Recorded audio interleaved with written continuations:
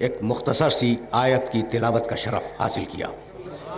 सूरह यूनुस कुरान मजीद का 10वां सूरा है और वह आयत जिसकी तिलावत का शरफ़ हासिल किया गया वो उस 10वें सूरे की 35वीं आयत है। परवरदिगार ने इरशाद फरमाया, अफ़मन यहदी इलल हक़्क़ अहक़्क़ु अन युत्तबा। ये बतलाओ, अल्लाह का सवाल है, ये बतलाओ कि तुम्हारे सामने दो किस्म के लोग हैं। एक वो है जो हक़ की हिदायत कर रहा है और दूसरा वो है जो खुद मोहताज हिदायत है। तो अब ये बतलाओ कि पैरवी उसकी करोगे जो मोहताज है या पैरवी उसकी करोगे जो हिदायत कर रहा है।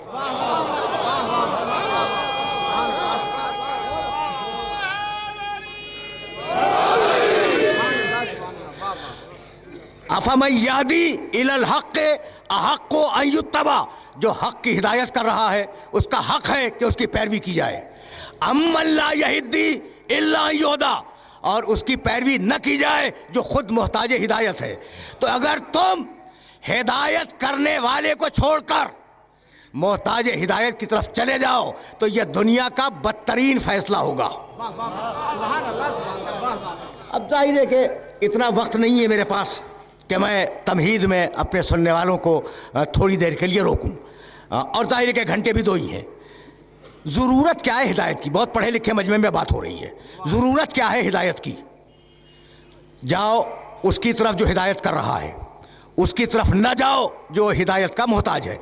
तो ज़रूरत क्या है? ज़रूरत ये है कि देखो, सारी मखलूक़ात में इंसान वो वाहिद मखलूक है जो बस्तियाँ बसा के रहती है। दुनिया का कोई जानवर बस्तियाँ बसा के नहीं रहता। इंसान है जो बस्तियाँ बसाता है, शहर बसाता है, महल्ले आबाद करता है, ख़ानदान का एक सिस्टम है। तो जहाँ बस्तियाँ बसेंगी वहाँ मफादात में टकराव होगा, और जहाँ मफादात में टकराव होगा वहाँ इंतशार होगा। जहाँ इंतशार होगा वहाँ मुआशरे के टूटने का ख़तरा होगा। तो मुआशरे को टूटने से बचाने के लिए हिदायत की ज़रूरत है या नहीं? जरा सा तमहीद में रोकूंगा, ज़्यादा देर रोकना नहीं चाह रहा हूँ, लेकिन जहाँ ले आया हूँ ना वो मंजिल बड़ी नाजुक है। तो बस्तियाँ बसाई, बस्तियों से मुआशरा बना, ख़ानदान बने, महल्ले आबाद हुए, शहर आबाद हुए। मेरा मफाद आपके मफाद से टकरा गया, आपका मफाद मेरे मफाद से टकरा गया। जब मफादात टकराए झगड़ा हुआ, जब झगड़ा हुआ मुआशरा टूट गया। तो मुआशरे को बाकी रखने के लिए हिदायत की ज़रूरत है। दुनिया वालों ने कहा कि भाई अगर मुआशरे ही को बाकी रखना है तो कानून भी मुआशरे को बाकी रखता है। ज़रूरत क्या है कि हिदायत की तरफ जाए?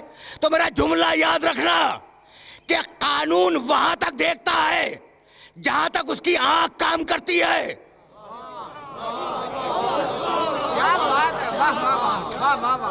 बहुत अजीब और गरीब मरहले फिक्र में ले आया हूँ।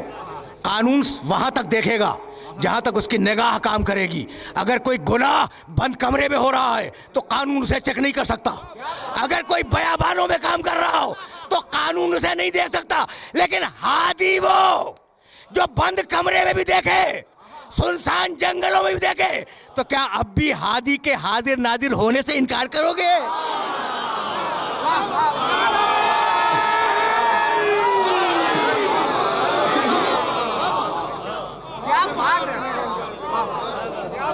अब देखो, मौजूए गुफ्तगू यही मुअय्यन हो रहा है और मैं सोच के कुछ आया था, बातें कुछ और कर रहा हूँ। तो अब हिदायत की ज़रूरत है, इसलिए कि परवरदिगार ने पॉलिसी दी। अगर याद हो तो मैंने इस साल मुहर्रम की 17 तारीख थी, मॉडल टाउन में मैंने एक जुमला अर्ज़ किया था, और वो जुमला सुनो और फिर मैं वहाँ से आगे बढ़ जाऊँ। देखो, तुम्हारी खिलकत की गरज क्या है? बहुत पढ़े लिखे हो इसलिए बात कर रहा हूँ, बहुत पढ़े लिखे हो। तुम्हारी खिलकत का मकसद क्या है? सुनना, और इस जुमले को अपने जहन के अंदर महफूज रखना। वमा खलक़तुल जिन्न वल इंस इल्ला लियाबुदून। मैंने जिनों को और इंसानों को इसलिए पैदा किया कि वो मेरी इबादत करें।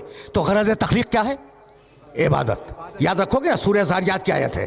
कहने लगा वक्कज़ा, सूरह नहल 16वां सूरा, वक्कज़ालिका युतिम्मु निअमतहु अलैकुम लअल्लकुम तुस्लिमून। हमने नेमतें इसलिए दी कि तुम मुसलमान हो जाओ। हमने तुम्हें पैदा इसलिए किया कि तुम मुसलमान हो जाओ। सूरह ज़ारियात में कहा इसलिए पैदा किया कि इबादत करो। सूरह नहल में क्या कहा? इसलिए पैदा किया कि मुसलमान हो जाओ। दो बातें हो गई। कहने लगा सूरह हदीद में, लक़द अरसलना रसूलना बिल बय्यिनात व अंज़लना मअहुमुल किताब वल मीज़ान लियक़ूमन नासु बिल क़िस्त। हमने इसलिए पैदा किया कि आदिल पे कायम रहो, इबादत करो, मुसलमान हो जाओ, आदिल पे कायम रहो। यानी अजीब व गरीब मरहले फिक्र है या नहीं भाई? यही तो अपने सुनने वालों को लाना था। और अगर फिर सूरह नहल की एक आयत ज़हन में रख सको, वल्लाहु अखरजकुम मिन बुतूनि उम्महातिकुम ला तालमूना शैआ व जअला लकुमुस समअ वल अब्सार वल अफ़इदा लअल्लकुम तशकुरून। हमने तुम्हें इसलिए पैदा किया कि उसका शुक्र करो। तो पैदा किया इबादत के लिए, पैदा किया शुक्र के लिए, पैदा किया आदिल के लिए, पैदा किया इस्लाम के लिए, तो क्या चार कामों के लिए पैदा किया? भाई ये सवाल करना चाह रहा हूं मैं। हमने तुम्हें पैदा किया इस्लाम के लिए, मुसलमान बन जाओ। हमने तुम्हें पैदा किया इबादत के लिए कि हमारी इबादत करो। हमने तुम्हें पैदा किया कि हमारा शुक्र करो। हमने तुम्हें पैदा किया कि मुआशरे में अदल कायम करो। तो ये चार अलग अलग मकसद नहीं है, मकसद एक है। अगर समझ सको उसकी निस्बत से इबादत है, कायनात की निस्बत से इस्लाम है, अपनी निस्बत से शुक्र है, और मुआशरे की निस्बत से अदल है। समझ रहे हो ना इस बात को? अगर इस मरहले फिक्र पर मेरे साथ देखो, कंफ्यूजन ये है कि दामन वक्त में गुंजाइश नहीं है और मैं बहुत तेजी के साथ आगे बढ़ रहा हूं। तो शुक्र, इस्लाम, अदल, इबादत एक ही मौजू है। तो अब तरीक़े इबादत कौन बतलाए? यही लाना था। तरीक़े इबादत कौन बतलाए? हिदायत से मुत्तसिल होना चाह रहा हूं। कौन बतलाए कि इबादत कैसे करनी है? अगर वाक़े को याद रख सको, जब इब्लीस ने सजदा आदम से इनकार किया तो कहा निकल। भाई सुनना, ये जुमला हदिया कर रहा हूं, निकल। कहा परवरदिगार मुझे मुस्तस्ना कर दे, मैं आदम को सजदा नहीं करूंगा, एग्जेम्प्ट कर दे।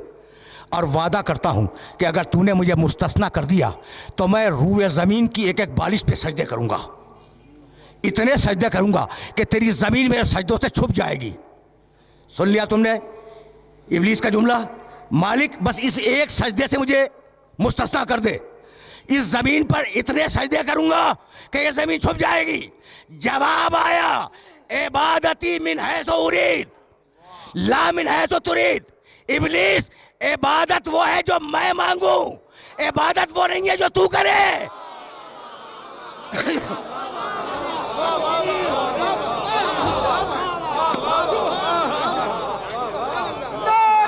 अजीब मरहला फिक्र है, अजीब।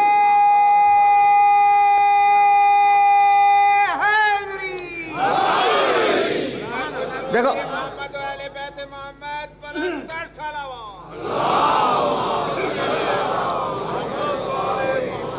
जरा मैं और करीब हो जाऊं।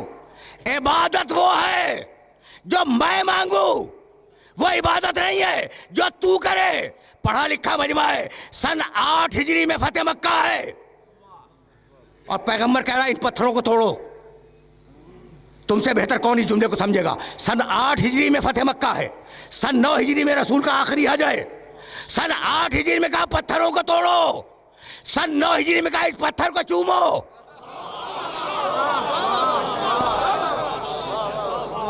यानी अजीब बात है, हजर असद को चुमाया या नहीं? सन 9 हिजरी में कहा पत्थर को चूमो, सन 8 हिजरी में कहा पत्थर तोड़ो। भाई अजीब बात है, जिस पत्थर को कहूं तोड़ दो उसे तोड़ दो, जिस पत्थर को कहूं चूमो उसे चूमो। तो जब पत्थर पत्थर बराबर नहीं है तो तुम और मोहम्मद कैसे बराबर हो गए?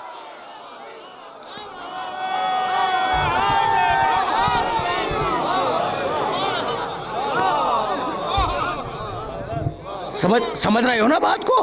भाई यही लाना था। तो अब तरीक़े इबादत बतलाने के लिए रुक के सुनना, इसलिए कि बड़े नाजुक मरहले पर आया हूँ।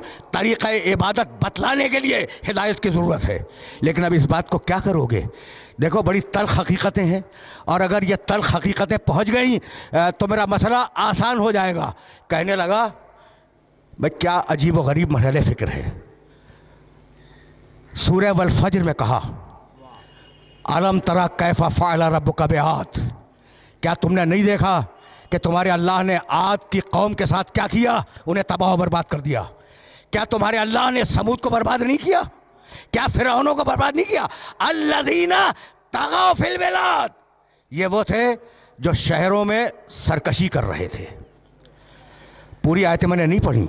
तुग़यान, तुग़यान के मानी सरकशी, यही लाना है। और अगर ये मरहला सर हो गया तो मेरी आज की मेहनत स्वागत है। बहुत आराम से सुनना, बहुत आराम से।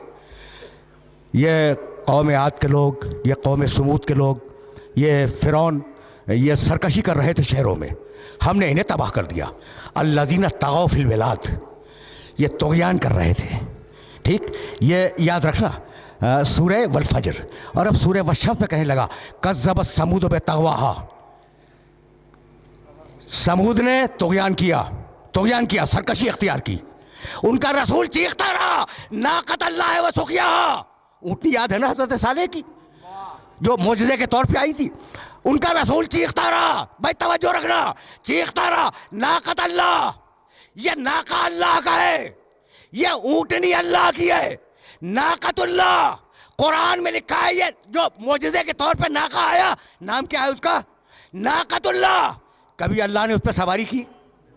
नहीं की ना। क्या बात है, कभी अल्लाह ने सवारी की?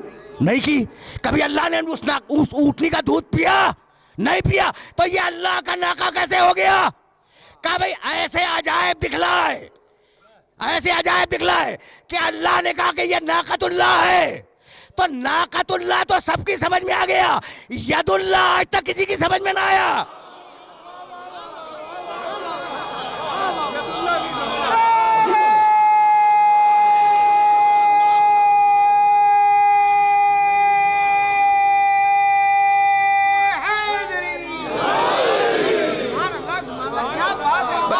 अजीब बात है ना। अब ये सिलसिले कलाम तो जहन में होगा। बिस्मिल्लाहिर्रहमानिर्रहीम वश्शम्स वज़ुहाहा वल क़मर इज़ा तलाहा वन नहार इज़ा जल्लाहा वल लैल इज़ा यग़शाहा वस समाइ वमा बनाहा वल अर्ज़ वमा तहाहा व नफ्सिन वमा सवाहा फ़अल्हमाहा फ़ुजूरहा व तक़वाहा क़द अफ़लहा मन ज़क्काहा व क़द ख़ाब मन दस्साहा कज़्ज़बत समूद बितग़वाहा इज़ इंबाअस अश्क़ाहा व क़ाल लहुम रसूलुल्लाह नाक़तुल्लाह व सुक़ियाहा। वो सरकशी करते रहे, उस कौम के लोग सरकशी करते रहे। उनका रसूल साले पुकारता रहा ये अल्लाह का नाका है, इसका भी एहतराम करो, इसके घाट का भी एहतराम करो। फ़कज़्ज़बू हो, पूरी कौम ने मिलकर नाक़े साले की टांगें काट दी और पूरी कौम ने उसकी तकज़ीब की।